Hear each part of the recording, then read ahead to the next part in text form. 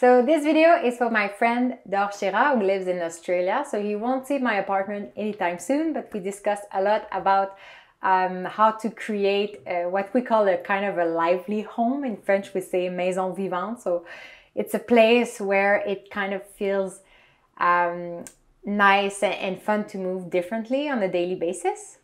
So this is our classic apartment in Montreal, 4 rooms. Very simple, but I thought I would give a quick tour so we could inspire each other. So also look out for Dorshira's podcast he did with us. Like his project Moving Creatures is really awesome. I think you'll like it. So go check it out. So first room. This is my favorite room of the apartment. You can come in, Vince, and maybe show a little bit. I like it because of the vibe. It's winter time. We don't have much light right now, but during the day, normally it's full of light. That's why those plants are super happy.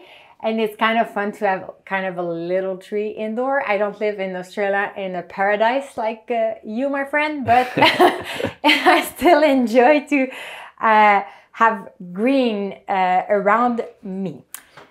So this room is special to me because it used to be so different. My bed used to be here when I had roommates and I had my desk over there. So once Vince moved in, since like the past years, we thought of different ways of optimizing our space because that's where we live and train and work. And one awesome idea that changed a lot of things for me was discovering Cathy Bowman's article on how she sleeps.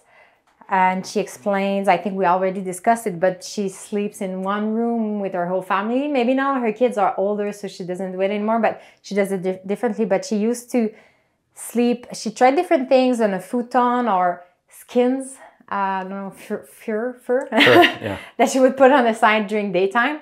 So that's what we did actually. This is where we hang out. The intention of this space is to relax and heal and get grounded. That's where I do my yoga and train during the day. I open my yoga mat here. But during nighttime, we simply have to open the closet and take this out. And it's quite thin, which I like because I like feeling the ground somehow. And it's also super easy even for me to carry it over my head and install everything in a few minutes. I must say sometimes we were lazy and we would just leave it there. But now it's very important for me to do it anyway because it's movement and a few minutes of more movement in our life. That's what we look for. So yeah, and then one thing I think you'd like, I don't know if we discussed it yet, is in this space, one of my intentions for the year also is to squat more. Ido Portal, I listened to an interview with him and to the question, what should people do to start moving? He said a very simple thing that inspired me. He said people should try to squat 30 minutes a day. And actually it seems to be quite a lot. I wouldn't do it in one stretch, but I try to think about it and when I'm reading squatting, but also an absolutely awesome study I discovered while reading the book The Chair from Galen Krantz. I don't think I have it here, but I'll show it later. It's an anthropologue. I don't know how you say it in English, but he did a mapping, like a real mapping. I think there's a map here, a real world map of how people rest in the world, like the resting postures of people around the world, whether it's standing or sitting. And Vince and I, we tried them all one evening. So it's a great way to realize how we can vary just sitting on the ground. And I kind of fell in love with the shepherd's positions with a stick or with a cane. And I realized that it's a great way for us to vary our standing desk positions. So we already had kind of those tubes that we took from the recycling bins of someone. It's very thick and it's quite strong. So I'd like to have a beautiful stick, but for now that's what I have. And I realized that I'd be able, just with that, to practice different postures. I think anyway, I have to practice them, but it's also very practical to help with the squatting. I know Vince enjoys doing that as well. So that's that's it for here. And then a novelty from last week is I decided to make the hallway more fun. I tried that every space in the apartment has an intention and has being taken care of. So what I added in this very classic and boring hallway is I added some plants. Those ones you might already know are super hard to kill. So even if there's less light here, they're going to be happy. I have different stuff that we can walk on or jump over, like this big, I don't know, slice of log, I don't know how you call it, that we again found in Montreal during our walks in someone's garbage bin. Not in the bin, but just on the sidewalk actually. And we liked it. We thought it was beautiful, but we didn't know what to do. So that's something we can do with it. That's one of our balance board. That's for kids, but it's good enough for adults for sure. So it's fun because now it fits perfectly here. But as I've seen before, we can turn it and just balance on it. But it's actually super fun to move it around the apartment anyway, and just use it either to sit or to work, because actually our legs fit under and we can put on computer on top. And so we love those kinds of objects that are multifunctional. So another plant. I always, for many years since I moved in, I have bricks and planks like this that I switched to a very variety of things. These were shelvings before. I also use them in my garden, in my closet. It's just fun because bricks and planks can be piled up in so many different ways. So right now I decided that they were useless just being in the storage. So I just put them here to walk on them. But when stores are going to open again, I want to have like smaller beams actually to walk on little beams. And yeah, so actually this idea of improving the hallway came because I decided to do more farmer's carry. We have weights like these that are like 15 pounds. So it's just enough that's it's additional weight when I walk. So I decided that when I cross one side of the hallway to go in the room, I'll carry them, put them on the floor. And when I have to do the other way around, I just take them again and just switch back and forth. And on days where I'm motivated and I want to actually train, just walking the whole apartment, doing lunges or squats is enough to be quite exhausted, even though I thought the apartment would be too small to do such thing, but it's quite enough. And then in order to vary the loads that I'm carrying in the apartment, Vince and I, we also decided to buy a bag of rice because weights are quite expensive right now, we think. And this is fun to carry because it's hard and it's sweet, and we can eat it when we're done with it. So it's quite cool.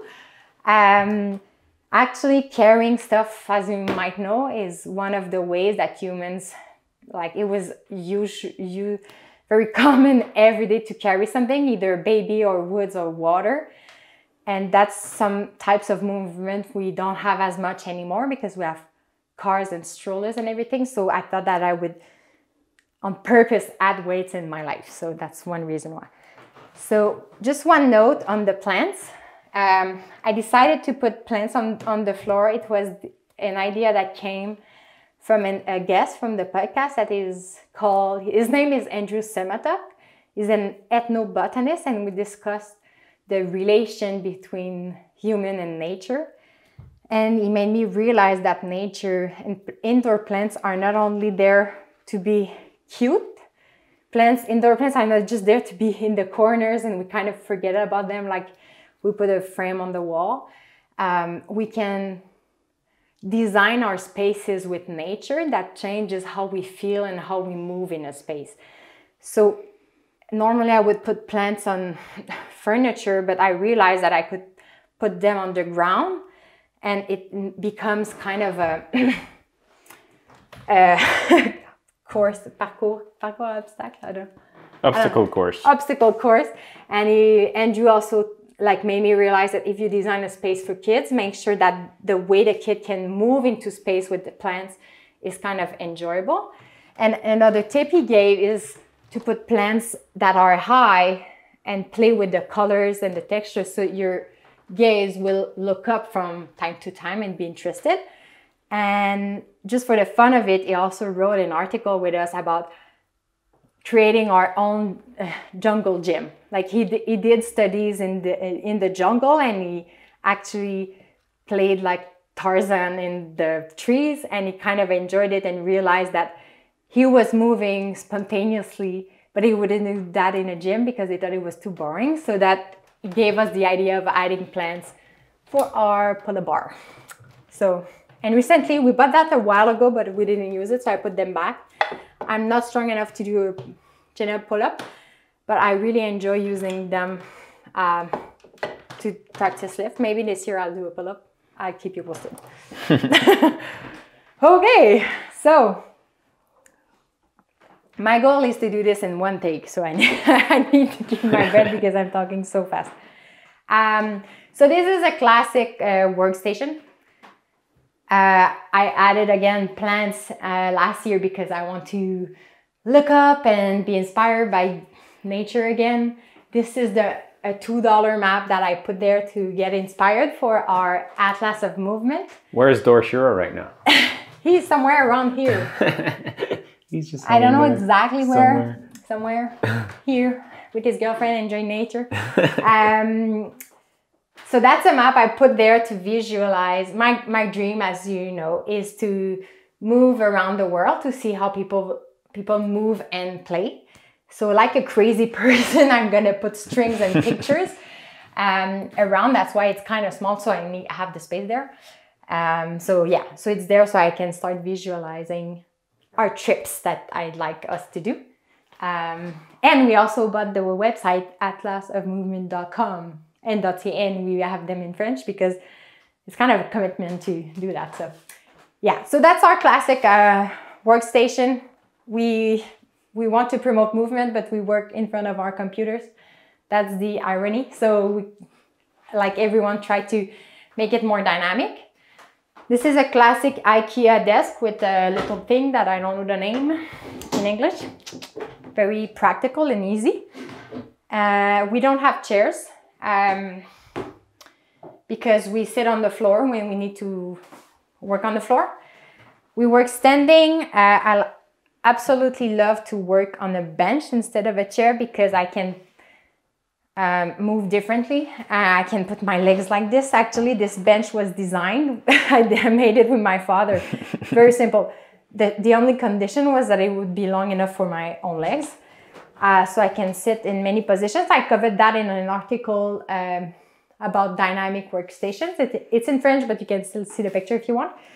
I like it because I can use it as a bench, but also as a desk. I can sit like this. I can sit like that. I can do so many things.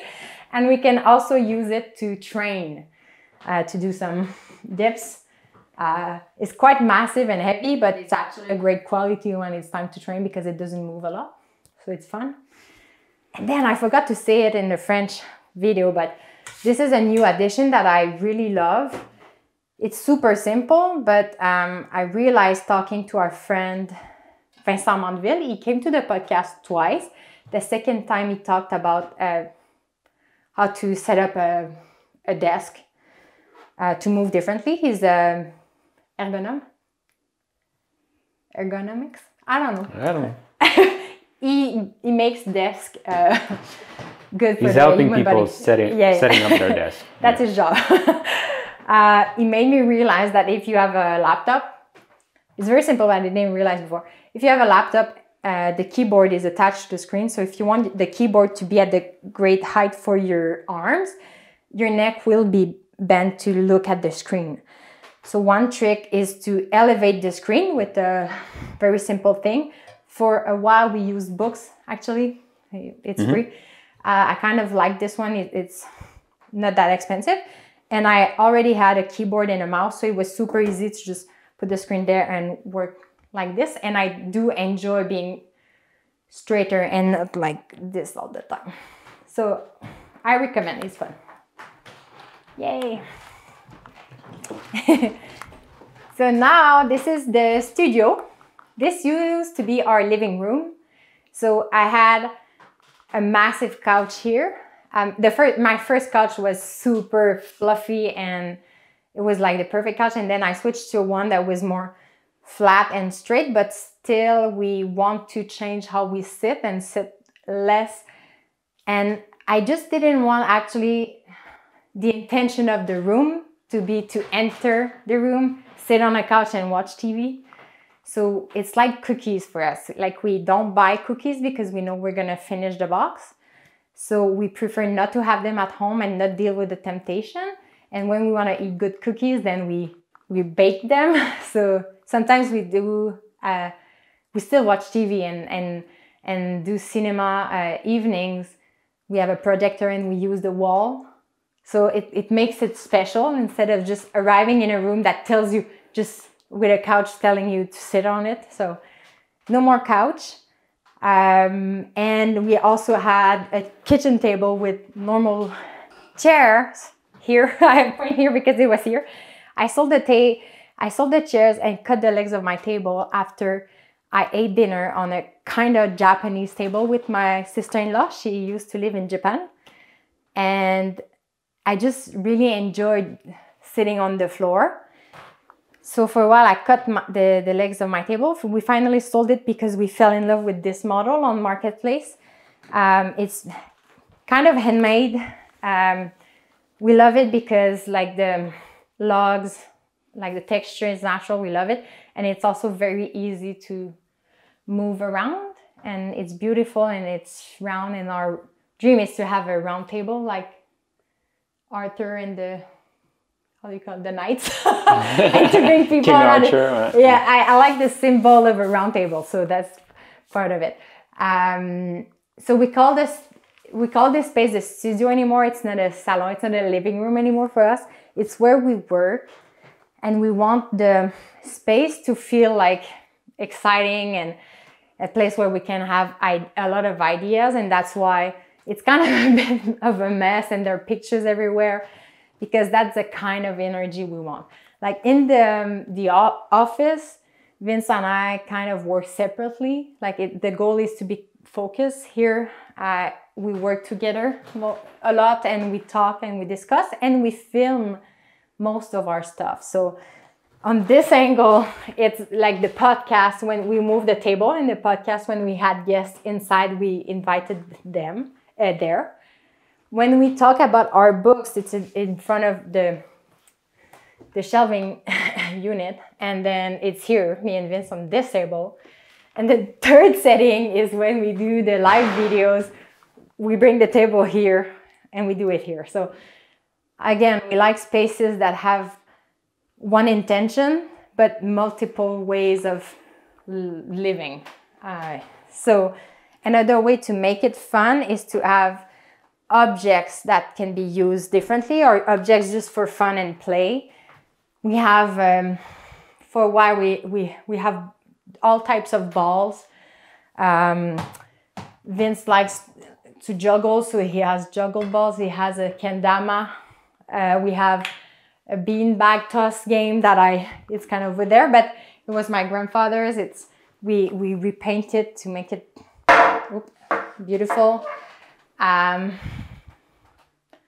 I have my pugs game. I said in the French video that I really want pugs to make a comeback because it's a great way to sit on the floor. Again, all the reasons that we can learn to go back to the floor and don't see the floor as something dirty and something to avoid. So I'm pretty proud of my collection. I have all types of them. I'll do a post on it. It's just super fun. So things to play. I know Vince also really enjoys playing darts. We put a wood panel here. It's not the... So I don't break the wall. Yeah, it's not the wall. But sometimes he misses. So that happens. Yeah, so this table, we kind of made it. I don't think it's there yet. We need to make it a bit more beautiful, but it's quite practical. It's another way of working standing, but also I can help. It's a bit too tall for me, so I use things like this to be a bit taller, and things like these and cushions to vary the texture. This comes from my cousin's wedding. Like, it was at the center of the table to be beautiful with, I think, flowers and bowls. And I thought it was so awesome because I took a bunch of them and we can pile them up and play with them. But my favorite item, I think, is a simple cube like this. We have two in the apartment. We found them in a thrift store for, I think it was $8 for both of them. It's empty in the bottom. It's very sturdy. I wonder what people were using it for before. I don't know if it was for decoration, but we use it in so many different ways. I can step on it to reach for shelves. Our guests can sit if sitting on the floor is too hard for them for this table. We use them to work. We use them as an additional surface to write, like for our papers or iPads. So one of my favorite piece. And I think the future of active design is not with furniture that has one function, but with pieces that don't have a purpose, but that can be anything you want it to be. Yeah, I love this. So we're almost done. We can see the kitchen. The kitchen is not my favorite space. It's quite small. But again, we try to think of different ways to place things that would make us move more. And recently we started dancing while cooking. So that might be the most dynamic thing we do in the kitchen. But aside from that, it's all about small movements. We try to go to the grocery store, walking. Vince really enjoys carrying the bag. It's quite absurd how we pay to go to the gym, but we don't like carrying grocery bags. So we try to switch that in our minds and enjoys and see carrying the grocery bags as opportunities. The world is our gym. Yeah, exactly. Yeah, so we try to do that. And for us, the act of cooking is full of movements and of meaning, because it changes how we interact with the world and our impact. Because if we cook more, maybe we can also find the ways to be less wasteful. And Katie Bowman also made me realize that small movements are important. That's why I don't know how we call this in English, but we try to ground our pepper by hand like this. For Christmas, we even asked for a manual grinder for coffee. We haven't used it yet. It was for camping, but we should try to use it indoor. So it's a way, again, for us to be grateful for all the people and the machines that do the work for us. And since modern life is so comfortable and efficient, we need to be conscious of it and just to deliberately bring movement back. So that's small ways we can do it. And also very simple things that Katie Bowman shares, like putting things at a higher reach so you have to stand up more, or you can put your plates at the level of the floor so you have to squat. Yeah, that's kind of that's my the intention of this place is to eat, but also it's the link between indoor and my garden. So that's my little laboratory where I try to plant stuff and propagate them. And that's also where I'm starting to compost. Open air compost. Yep. Yeah.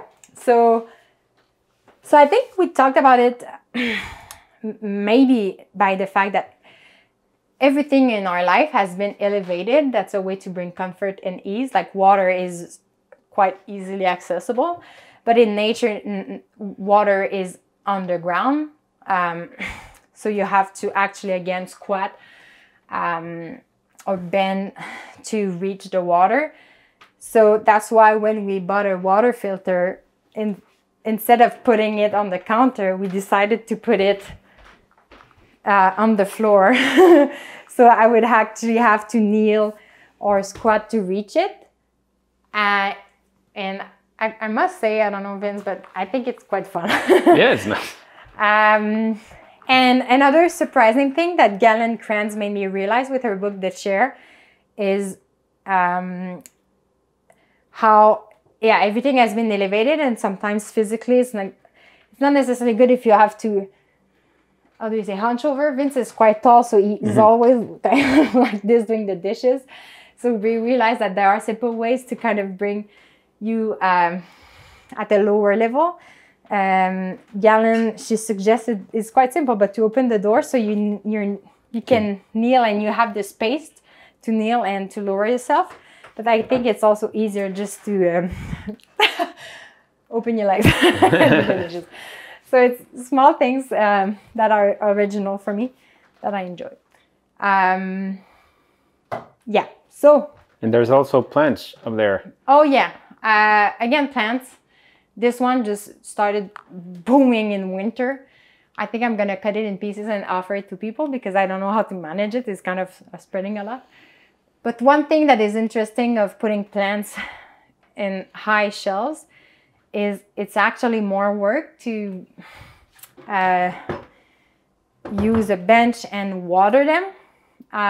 Again, some days I would prefer not to have to do this, but it's a way to move differently again and to improve your spatial awareness somehow. So that's why, even though it's less convenient, I try to put a lot of plants on shelves. And I did that in the bathroom too, actually. The light is pink. It's quite weird, but I thought it would be white, but it's a pink light for plants. It's a growing light.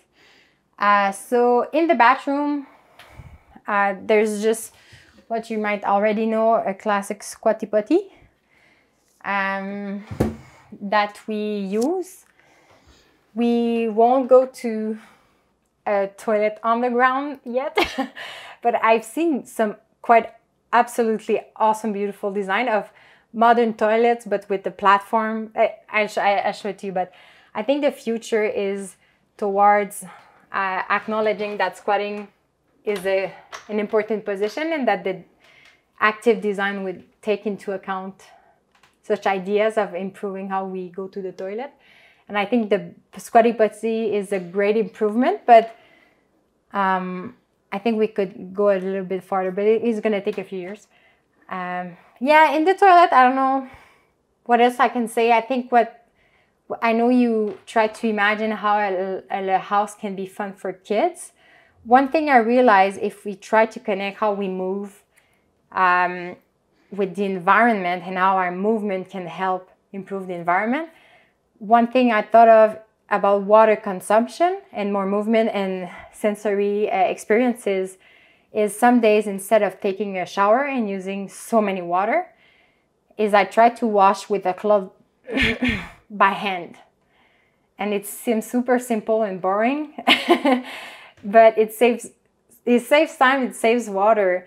And the sensation of rubbing your own skin every day is like a massage. It's very fun, and I think it's a great way to change the routine and have benefit from many, many different ways. So that's a small idea I had, and yeah, so I guess we'll keep discussing such ideas, and I do an update in the summer so you can see my garden and how everything evolved because it changed all the time.